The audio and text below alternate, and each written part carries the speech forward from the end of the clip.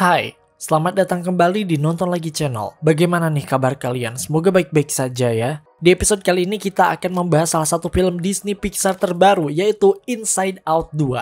Apakah kalian menyadari bahwa apa yang dialami oleh Riley bukan disebabkan oleh anxiety, tapi juga disebabkan oleh joy? What? Benar sekali, rupanya emosi satu ini belum bisa belajar dari kesalahannya, karena dia masih melakukan kesalahan yang sama. Kira-kira apa yang telah dilakukan oleh Joy dalam film ini? Tonton video ini hingga akhir dan bersiaplah.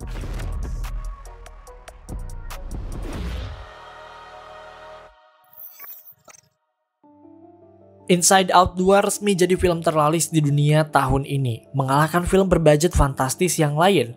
Salah satu faktor yang paling mempengaruhi akan kesuksesan Inside Out 2 ini adalah karena IP atau legacy atau warisan dari Inside Out pertama, dimana semua orang kayaknya sepakat ya bahwa film yang pertamanya itu tuh bagus banget. Selain karena ceritanya, film pertamanya itu dipenuhi dengan teori yang mengatakan bahwa Joy adalah villain yang sebenarnya. Kita pas pertama kali nemu teori ini ngerasa kaget banget karena kok bisa sih tokoh utama jadi villain utamanya gitu. Ternyata pas kita rewatch berkali-kali, oh ternyata emang benar bahwa Joy adalah villainnya. Dia terlalu memaksakan kehendak supaya Riley terus merasakan kebahagiaan. Padahal semua emosi seharusnya bisa Riley rasakan tanpa terkecuali. Kita akhirnya disuguhkan dengan petualangan joy dan sadness di long-term memory, sebuah tempat di otak Riley berupa labirin raksasa yang dipenuhi dengan jutaan, bahkan triliunan ingatan Riley. Joy memiliki misi untuk mengembalikan kebahagiaan dalam pikiran Riley, namun rupanya yang sedang dibutuhkan oleh Riley sebenarnya adalah sadness. Ternyata emosi yang selama ini dia cegah adalah emosi yang dibutuhkan oleh Riley. Dari kesedihan muncullah kebahagiaan. Sebuah cerita yang puitis, bukan? Nah, fan teoris sekali lagi menganggap Joy ini sebagai villain karena terlalu memaksakan Riley untuk merasakan bahagia saat dirinya sedih. Nah, seakan tidak belajar dari pengalaman, rupanya Joy melakukan kesalahan yang sama dalam film Inside Out 2. Dia masih egois, memaksakan kehendak, merasa paling benar, dan delusional. Dia memang sudah menyadari bahwa semua emosi yang ada dalam kepala Riley memang memiliki peran masing-masing. Namun dia masih belum sadar implikasinya di hal lain. Khususnya untuk the belief system yang langsung membentuk pemikiran Riley atau dalam film ini disebut dengan sense of self. Joy masih memenuhi belief system dengan memori yang penuh dengan kebahagiaan, memori yang positif. Sampai akhirnya dia sadar di akhir film bahwa cara kerja the belief system tidak seperti itu. Oke, supaya kita berada di halaman yang sama, kita coba jelasin dulu Inside Out 2 ini tuh tentang apa dan apa itu belief system, sense of self, dan yang lainnya. Jadi, film yang kedua ini bersetting beberapa tahun setelah film pertamanya, di mana Riley kini sudah menginjak usia 13 tahun. Karena memang sudah remaja, headquarters atau konsul yang ada dalam pikiran Riley itu jadi sedikit berubah. Well, sebenarnya banyak perubahan yang terjadi, tapi yang paling menonjol adalah adanya si belief system ini.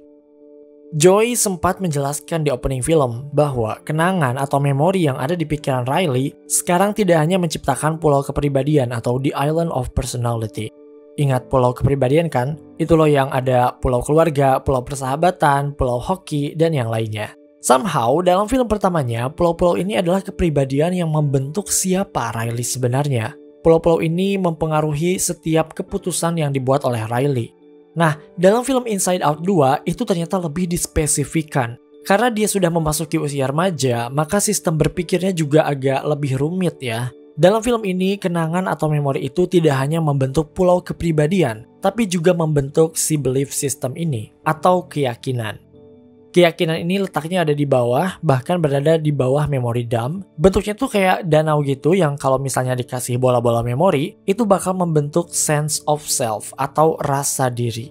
Well, sebenarnya gak semua memori yang ditaruh di sana akan menjadi sense of self. Pertama kali benda ini muncul ketika Riley menolong Grace saat dirinya menjatuhkan banyak koin. Rupanya, sense of self ini adalah benda yang bertanggung jawab atas semua keputusan baik yang dilakukan oleh Riley. Intinya, Riley ini sangat berpotensi untuk menjadi orang baik dengan adanya sense of self ini karena belief systemnya yang ada di bawahnya itu diisi dengan bola-bola memori yang isinya adalah hal-hal yang positif. Nah, semua hal positif ini tiba-tiba berubah saat Riley akan mengikuti kemah pelatihan hoki. The Mind Workers atau para pekerja pikiran mengubah konsul di headquarters karena Riley sudah memasuki masa pubertas. Dan di saat yang sama muncul Death Beach Orange, Anxiety, dan teman-temannya. Anxiety muncul berbarengan dengan sebuah kabar yang cukup mengejutkan untuk Riley di mana sahabatnya, yaitu Bree and Grace, akan pindah sekolah. Saat SMA nanti, mereka tidak satu sekolah lagi, padahal mereka tuh udah merencanakan akan berada dalam satu tim hoki yang sama di SMA itu. Itulah saat pertama kali Anxiety muncul. Riley langsung khawatir gak punya teman tanpa Bree and Grace. Riley takut gak diterima di tim hoki favoritnya. Simpelnya, Riley jadi overthinking alias banyak pikiran ketika mendengar teman-temannya yaitu Bree and Grace akan pindah sekolah.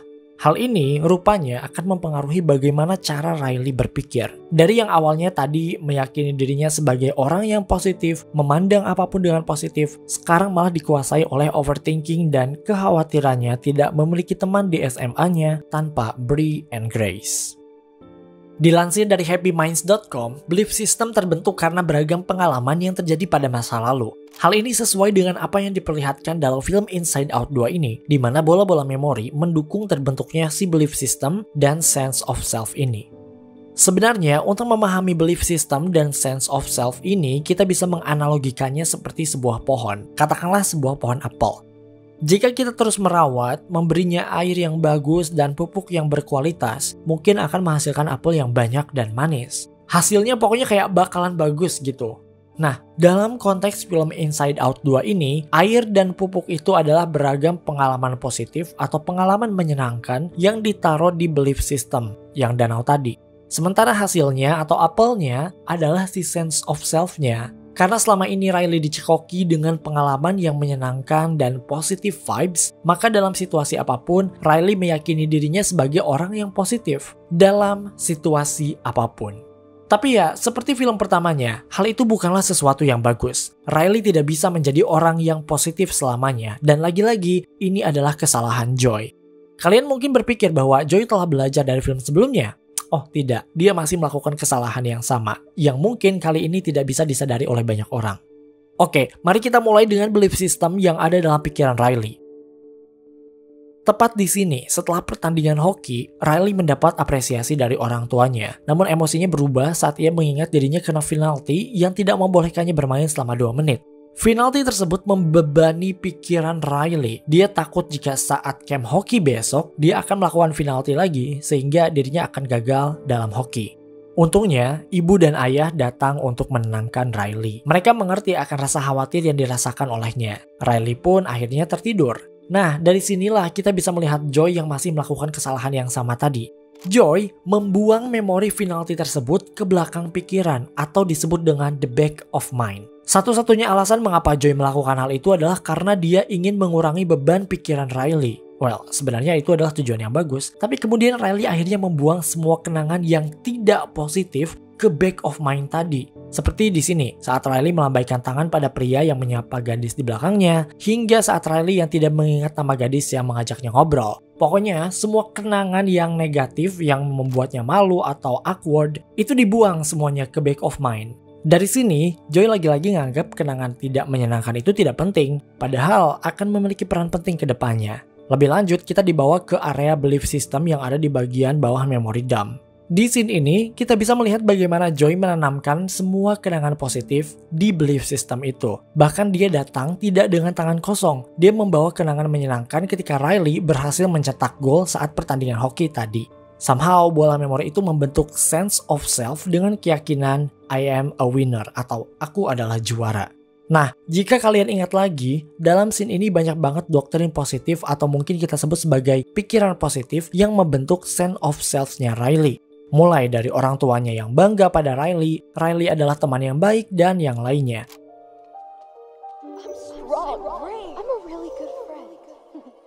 Semuanya positif, and it's negative, Joy. It's bad. Belief system seharusnya tidak diisi dengan kenangan positif saja.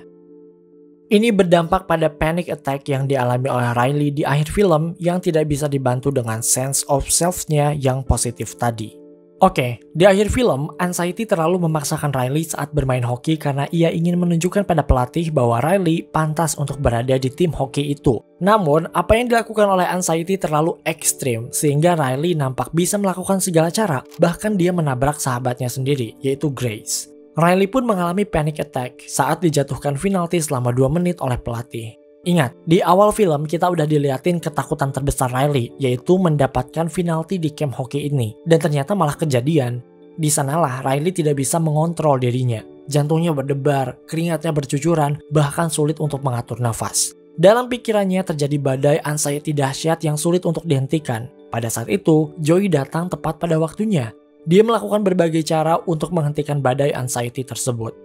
Pertama, dia menyelamatkan anxiety yang ada di dalam badai itu. Kemudian, dia melepaskan sense of self-nya anxiety dengan sense of self yang awal, yang penuh dengan keyakinan positif. Joy awalnya menganggap hal itu akan berhasil karena akan mengembalikan kepercayaan diri Riley sebagai orang yang baik, sebagai orang yang positif. Namun ternyata, badai anxiety masih terjadi dan menguasai diri Riley. Mereka bingung harus melakukan apa untuk menghentikannya. Hingga pada akhirnya, Joy menyadari sesuatu bahwa ternyata emosi tidak bisa menentukan siapa Riley sebenarnya. Disinilah Joy baru paham bahwa dirinya telah melakukan kesalahan. Dia langsung ingat bahwa selama ini dia membuang semua pengalaman buruk yang membebani pikiran Riley ke back of mind atau ke belakang pikiran. Seolah pengalaman-pengalaman yang buruk itu tidak penting bagi Riley. Joy hanya menanamkan pengalaman positif dalam belief sistemnya yang ternyata tidak bisa membantu Riley menghadapi panic attack. Atau lebih lanjut, tidak bisa menghadapi masa pubertas ke depannya. Kita tentu ingat saat Joy melepas belief system lamanya yang dipenuhi dengan keyakinan positif, muncul belief system yang baru di mana Riley meyakini atau mengakui dirinya sebagai pribadi yang tidak selamanya positif. I'm selfish.